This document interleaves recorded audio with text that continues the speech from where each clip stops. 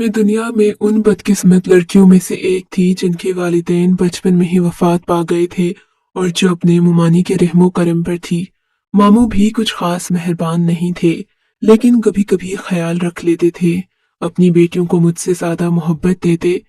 मामू की जिंदगी ज्यादा नहीं थी, इसलिए वो भी कज़ा-ए इलाही से जा मिले।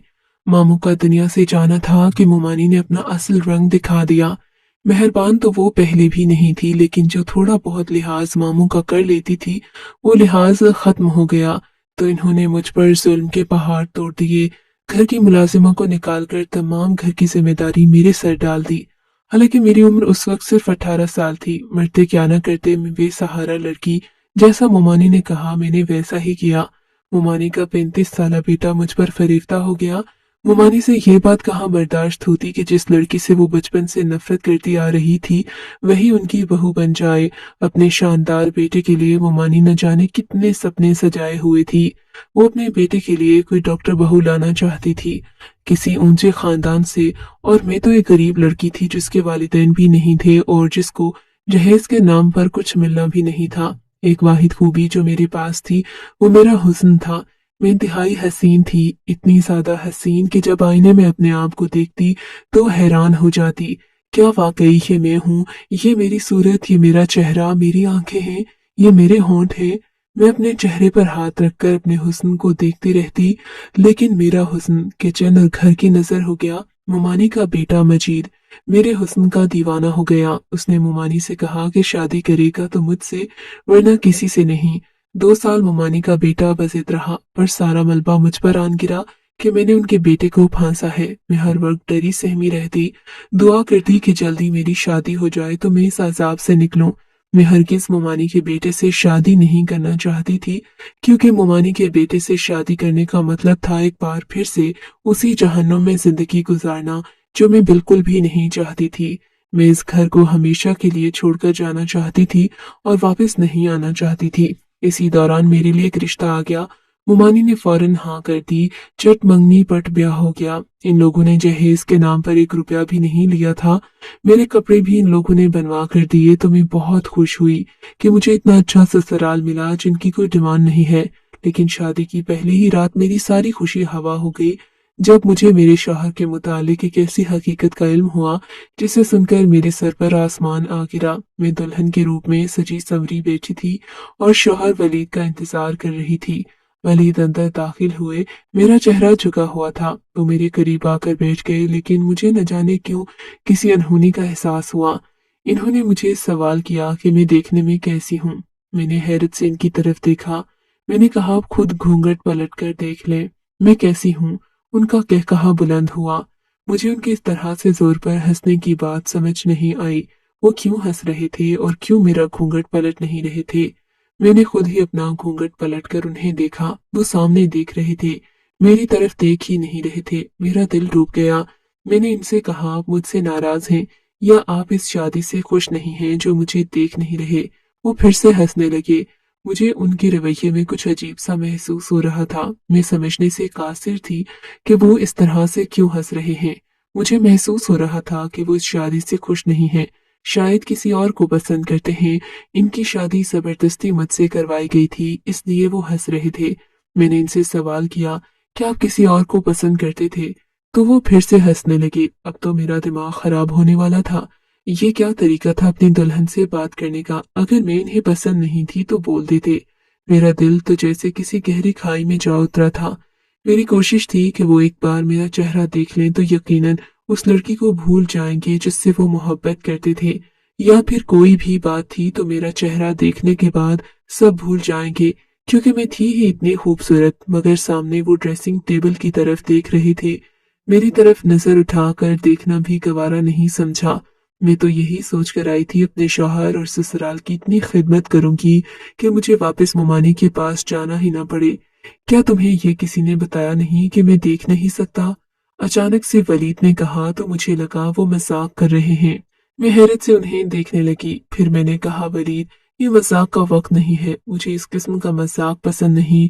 आपके मुतालिक तो मैं इस तरह की बात बर्दाश्त नहीं कर सकती। अल्लाह आपकी आंखों का नूर सलामत रखे। आपकी मोहब्बत तो मेरे लिए इबादत जैसी है। मैंने फर्माबरदार और बेवफा बीवी की तरह इनसे कहा तो वो फिर से हंसने लगे। फिर बोले कि नाज़नीन, ये दुनिया बहुत बेवफा है।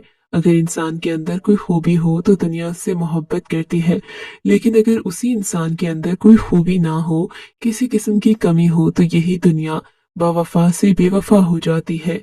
उस वक्त तुम मेरी मोहब्बत को इबादत का दर्जा देना चाह रही थी, लेकिन मैं तुम्हें बता दूं कि मैं तुम्हारी मोहब्बत के लायक नहीं हूँ, क्योंकि मैं एक अंधा शख्स हूँ। मैंने सबसे सुन रखा है कि तुम बहुत हसीन हो, लेकिन अफसोस कि मैं तुम्हारे हुस्न को देख नहीं सकता। वलीद बोलते जा रहे थे, लेकिन मुझे अभी भी महसूस हो रहा था कि वो मजाक कर रहे हैं। मुझे इनके इस तरह मजाक करने पर गुस्सा आ रहा था, लेकिन थोड़ी ही देर के बाद मुझे अंदाजा हो गया कि ये बात मजाक नहीं बल्कि एक तल्ख हकीकत थी। मैं फटी आंखों से अपने शौहर को देख रही थी। मेरे सपनों का महल एक पल में जमीन बोस हो गया। मैं क्या सोचकर यहाँ आई थी और यहाँ इस इंसान के आसरे पर आई थी। वो इंसान तो देख ही नहीं सकता, और जो देख ही नहीं सकता वो मेरा सहारा कैसे बन सकता है। उसे तो खुद चलने के लिए सहारे की जरूरत थी। मेरे साथ धोखा हुआ था और बहुत बड़ा धोखा हुआ था। ये धोखा मेरी मुमानी और मेरे ससुराल वालों ने किया था। मेरा गुस्से से बुरा हाल हो गया। मैं एकदम से उठ खड़ी हुई। आप लोगों को शर्म नहीं आई ये गरीब मिस्कीन यतीम लड़की के साथ इतना बड़ा धोखा करते? मैंने गुस्से से कहा तो वलीद बोले, तुम्हारी मुमानी को पता था कि मैं देख नहीं सकता। इन्होंने तुम्हें नहीं बताया। इसमें हमारा कसूर नहीं है। तुम्हारे साथ धोखा मैंने नहीं, तुम्हारी मुमानी ने किया है। इन्होंने मुझसे कहा था कि उन्होंने तुम्हें बताया है कि मैं देख नहीं सकता और तुम राजी हो। वलीद ने कहा तो मुझे गुस्सा आ गया। मैंने कहा, मैं राजी हूँ? क्या मैं राजी हो सकती हूँ एक ऐसे इंसान से शादी करने पर जो देख ही नहीं सकता? या खुदाया, मैं कहाँ जाऊं? मैं तो अपनी तमाम किश्तियां जलाकर यहाँ आई थी। अब मेरे पास वापस जाने का कोई रास्ता नहीं। मैंने यही सोचा था कि उस जहन्नुम में दोबारा नहीं जाऊंगी। अब मैं कहाँ जाऊं? मैं जोर जोर से कहते हुए रोने लगी। वली चुपचाप अपने बिस्तर पर सो गए। इन्होंने मजीद मुझसे कोई बात नहीं की। वो जल्द ही नींद की आगोश में चले गए।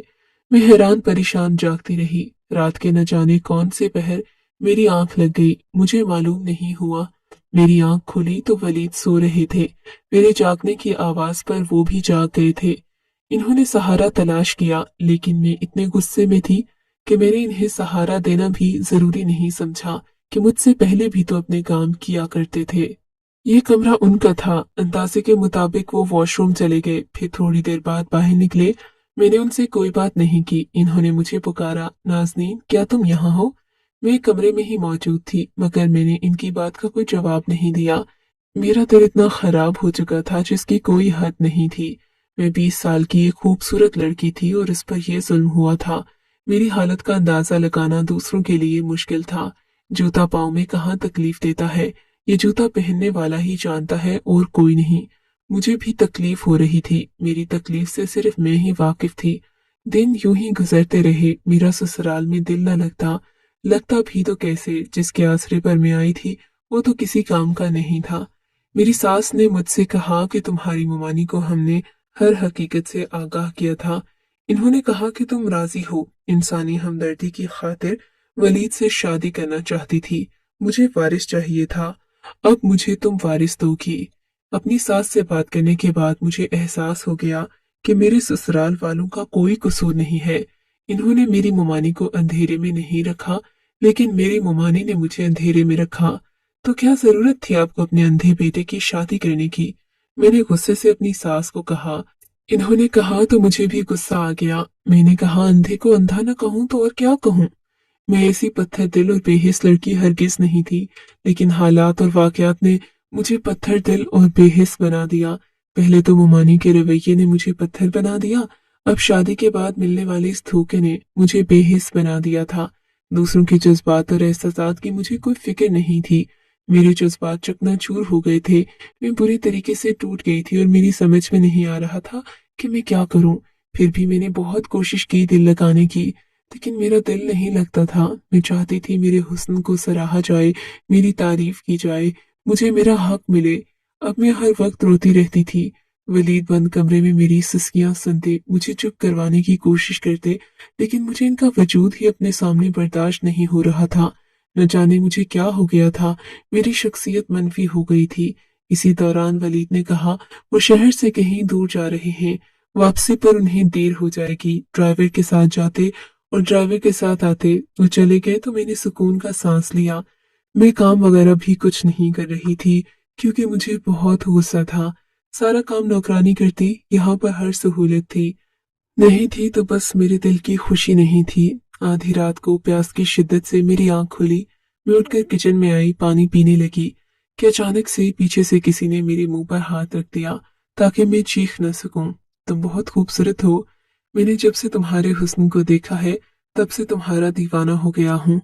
आज तुम्हारा शौहर घर पर नहीं है, हालांकि वो देख नहीं सकता, लेकिन फिर भी मैं उसकी गैर मौजूदगी में आना चाहता था ताकि तुमसे खुलकर अपनी मोहब्बत का इजहार कर सकूं। मैं तुम्हें बता दूं, मैं तुम्हारे पड़ोस में रहता हूँ। रोजाना अपने कमरे की खिड़की से तुम्हें बालकनी में खड़ा देखता हूँ। मुझे अफसोस है तुम जैसी हसीन लड़की की शादी एक ऐसे इंसान से हो गई जो तुम्हारा हुस्न देख ही नहीं सकता।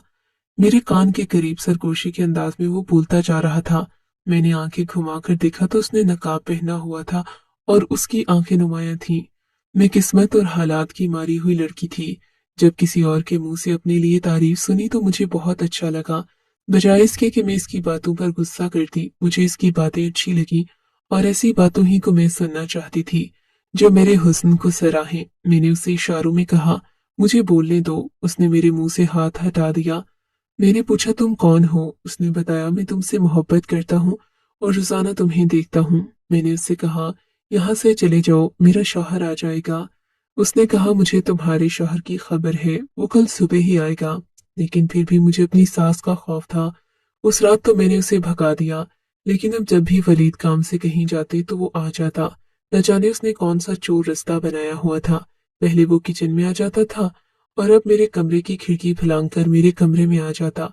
हम दोनों बातें करते और वो मेरे हुस्न की तारीफ करता रहता। मैं सुनती रहती और मुझे अच्छा महसूस होता, लेकिन वो हमेशा नकाब के रखता। मैंने उससे कई बार कहा कि नकाब हटाकर मुझे अपना चेहरा दिखाए, लेकिन उसने कहा कि वक्त आने पर दिखाऊंगा। उसकी आंखें बहुत हसीन थीं। उसकी आंखों से अंदाजा हो रहा था कि वो एक खूबरू नौजवान है। आंखों से भी ज्यादा उसकी बातें अच्छी थीं, यानी कि वो गफ्तार का गाजी था। मुझे उसकी मोहब्बत भरी बातों की आदत हो गई थी। वो सारा सारा दिन फोन करके भी मुझसे मोहब्बत भरी बातें करता। मेरी जिंदगी में जब किसी चीज की कमी थी वो मुझे मिल रही थी, लेकिन एक नामहरम से। वो तो मेरी तारीफ करने से कासिर था जो मेरा महरम था। काफी अरसे तक ये सिलसिला चलता रहा। वो वलीद की गैर मौजूदगी में आता रहता, हम बातें करते, लेकिन कभी उसने कोई गलत हरकत नहीं की। मेरी अकल पर शैतान ने पर्दा डाल लिया था। मुझे ये भी खौफ नहीं था कि कोई अजनबी शख्स मेरे कमरे तक आ जाता है और वो कुछ गलत भी कर सकता है। किसी अजनबी पर एतबार करना किस कदर सख्त था। मेरा शौहर तो सिर्फ आंखों से अंधा था, मगर मेरा तो दिल भी अंधा हो चुका था। मेरी रूह सब कुछ अंधी हो चुकी थी। मैं क्या कर रही हूँ मुझे नजर नहीं आ रहा था कि मैं कितना गलत कर रही थी। मुझे एहसास नहीं था, लेकिन मैं ये सब क्यों कर रही थी मैंने कभी खुद से सवाल नहीं किया। एक रात हम बातें कर रहे थे कि वलीद की कॉल आई कि वो पहुंचने वाला है। मैं हैरान हो गई कि वो अचानक से कैसे आ गया। मैंने उससे कहा कि वो कहीं छुप जाए, क्योंकि वलीद की गाड़ी की आवाज सुनाई दी और वो अंदर दाखिल हो चुका था। उसने कहा, मुझे छुपने की क्या जरूरत है, तुम्हारा शौहर तो देख ही नहीं सकता। ये सोचकर मुझे भी हंसी आ गई। मैंने कहा, वाकई जब वो देख ही नहीं सकता तो क्या जरूरत है। फिर उसने कहा कि मैं जा रहा हूँ और वो चला गया। थोड़ी देर बाद वलीद अंदर आए। मैंने कोई बात नहीं की। इन्होंने सलाम किया, मैंने जवाब दिया और सोने के लिए लेट गई। मैंने लाइट ऑफ की और मुतमईन होकर आंखें बंद की। सोने की कोशिश करने लगी, लेकिन मैंने महसूस किया कि वलीद सोए नहीं थे, वो बैठे हुए थे। फिर अचानक से बोल पड़े, नाज़नीन, तुम्हें मालूम है मेरे वालिद भी अंधे थे और मेरी माँ बेहद हसीन थी। खानदान वालों के दबाव में आकर मेरी माँ ने मेरे वालिद से शादी तो कर ली, लेकिन उनके अंदर एक वीरानी भी हमेशा से, और उन्हें एक अंधे इंसान के साथ जिंदगी बसर करना बहुत मुश्किल लग रहा था। मैं पैदा हुआ तो वालिदा ने अपना दिल मुझसे लगा लिया, लेकिन फिर उनका दिल मुझसे उठ भी गया। इन्होंने अपना दिल कहीं और लगा लिया।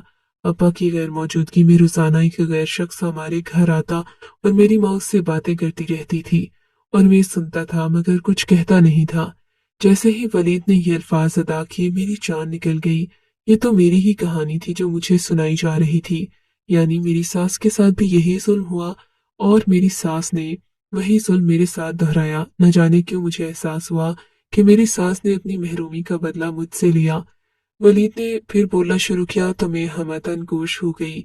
लेकिन मुझे किसी किस्म का खौफ नहीं था। मेरा बचपन खत्म हो गया, यहाँ तक कि मेरा लड़कपन और फिर जवानी आ गई। वो शख्स न जाने कहाँ चला गया था। फिर मैं और मेरी माँ थे और मेरी माँ ने दूसरा बच्चा पैदा करने की जहमत नहीं की। मेरे वालिद इस दुनिया से रुखसत हो गए।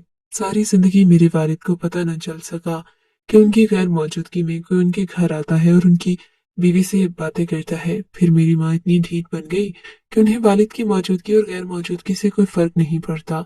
मेरे वालिद के सामने वो शख्स हमारे घर आता, मेरी माँ उसे दूसरे कमरे में ले जाती और उनकी बातों की आवाज मुझे आती। इस अरसे में मुझे मालूम हो गया था कि वो मेरी माँ का कोई कजिन था जो उनसे बेहद मोहब्बत करता। मुझे अपने वालिद का दुख होता। मैंने उन्हें कुछ नहीं बताया। तुम जानती हो मैं पैदाइशी अंधा नहीं था। मैं बचपन में देख सकता था, फिर अपनी माँ की हरकत और सकनात देखता रहता।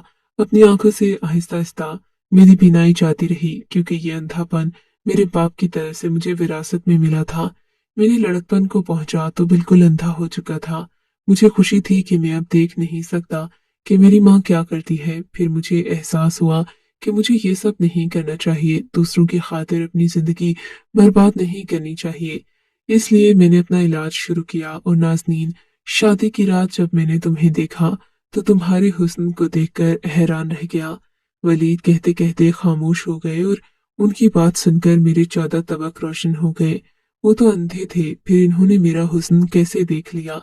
मैं एक झटके से उठ बैठी और अंधेरे में उनके वजूद को देखती रही, जो साए की तरह नजर आ रहा था। आपने कैसे मुझे महसूस किया? आप तो देख नहीं सकते। मुझे अपनी आवाज किसी खाई से आती महसूस हो रही थी। मेरा दिल टूट गया। वो ये क्या कह रहे थे? वो देख सकते थे या फिर वो कोई मजाक कर रहे थे जो मेरे साथ हो रहा था? मैंने लड़कपन के बाद अपनी आंखों का इलाज शुरू किया। मेरे साथ ज्यादा मसला नहीं था।